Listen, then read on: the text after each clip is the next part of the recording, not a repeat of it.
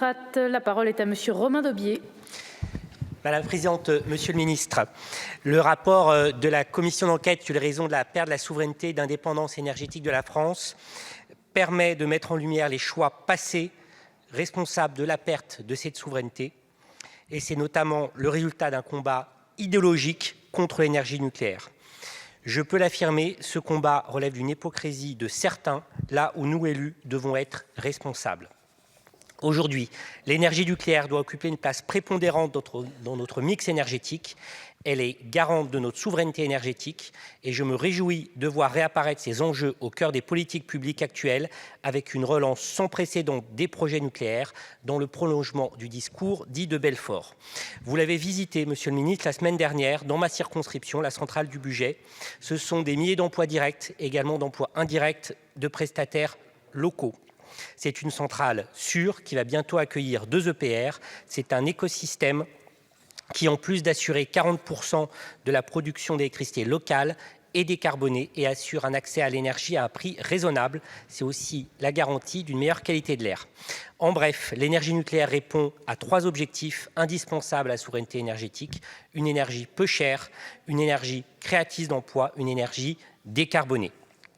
L'accord trouvé entre l'État et EDF sur les prix d'électricité, bienvenu dans une période de tension forte à la fois sur la quantité mais également sur les prix, est intervenu. Monsieur le ministre, j'en viens à ma question.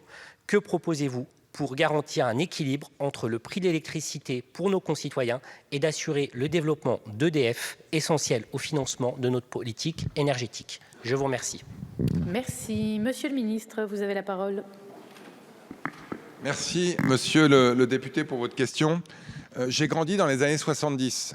À l'époque, on était en plein choc pétrolier et la France a fait un choix extrêmement courageux, extrêmement ambitieux, et il faut le reconnaître assez coûteux, qui était d'investir dans l'énergie nucléaire et dans un parc électronucléaire, dont un réacteur à Bugey qui est fermé depuis 30 ans et 2 autres qui sont en pleine forme, et 4 autres, pardon, qui sont en pleine forme et dont la durée de vie a été prolongée pour 3 d'entre eux et j'espère l'être pour le 4e. Ce sont ces investissements de l'époque qui nous permettent aujourd'hui, n'en déplaise à certains, d'avoir une électricité effectivement décarbonée parmi les moins chères d'Europe.